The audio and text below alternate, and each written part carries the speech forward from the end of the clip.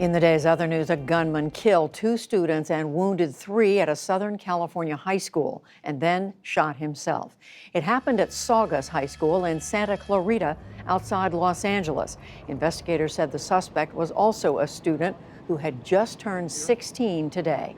Detectives have reviewed the video at the scene, which clearly show the subject in the quad withdraw a handgun from his backpack, shoot and wound 5 people, and then shoot himself in the head. There are no other subjects who are outstanding as part of this incident or who took part in this assault. The alleged shooter was in grave condition this evening. Officials said they are working to piece together a motive. In the Middle East, a ceasefire ended 2 days of Israeli airstrikes and rocket attacks by Islamic Jihad, the Palestinian militants backed by Iran. With the calm came mourning in Gaza, where hundreds attended the funeral of 8 family members killed in a single airstrike. In all, 34 Palestinians died during the fighting. Israel triggered the exchange by killing the group's top Gaza commander.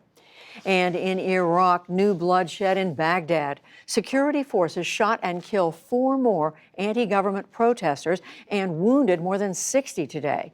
Demonstrators fled from live fire and tear gas and carried the wounded away. But they also called for 1 million people to turn out tomorrow.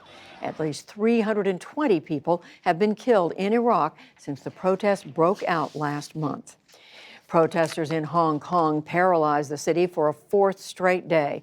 Hundreds marched along the central business area, using emptied trash bins to cut off traffic. Meanwhile, students built barricades. Police said those at Chinese University of Hong Kong are, quote, a step closer to terrorism. The school has been used as a weapon factory and an arsenal with all kinds of offensive weapons, like bows and arrows and catapults. It is also evident that it has become a manufacturing base for petrol bombs.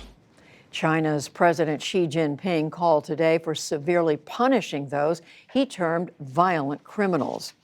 Back in this country, President Trump asked the U.S. Supreme Court today to block a subpoena for his income tax returns.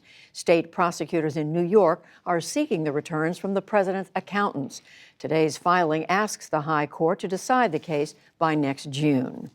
A State Department report says Trump administration officials removed an Iran expert from her post over her Iranian background and her work in the Obama administration. The department's inspector general says Brian Hook, who is the special representative on Iran, made the reassignment. Hook says that he did not consider any improper factors. Kentucky's Republican Governor Matt Bevin conceded defeat today to his Democratic opponent. It came after officials double-checked last week's election tallies. Bevin still trailed Attorney General Andy Beshear by more than 5,000 votes, and he said today he would accept the result. We've already been working, our team with his team. Conversations have been had, and we'll continue to, and I think we should continue to, expect to have a smooth transition. And I wish Attorney General Beshear well as he transitions to his next role in this state. It's a big responsibility. Republicans won the other statewide races in Kentucky, but Bevin faced the fallout from various controversies that he had triggered. Former President Jimmy Carter is said to be recovering well after having surgery to relieve pressure from bleeding in his skull. His family minister says the 95-year-old Carter was up and walking at an Atlanta hospital yesterday, 1 day after the procedure. There is no word yet on when he'll be released. On Wall Street today, not much change either way. The Dow Jones Industrial Average lost 1 point to close below 27,782. The Nasdaq fell 3 points, and the S&P 500 added 2.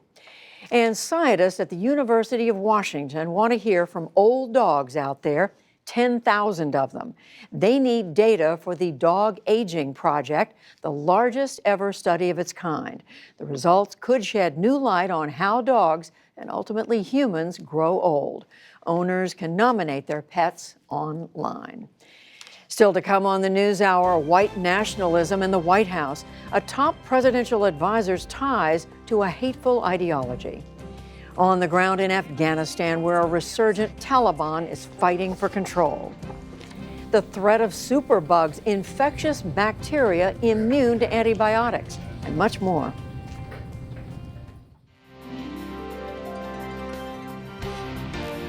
This is the PBS NewsHour from WETA Studios in Washington and in the West from the Walter Cronkite School of Journalism at Arizona State University.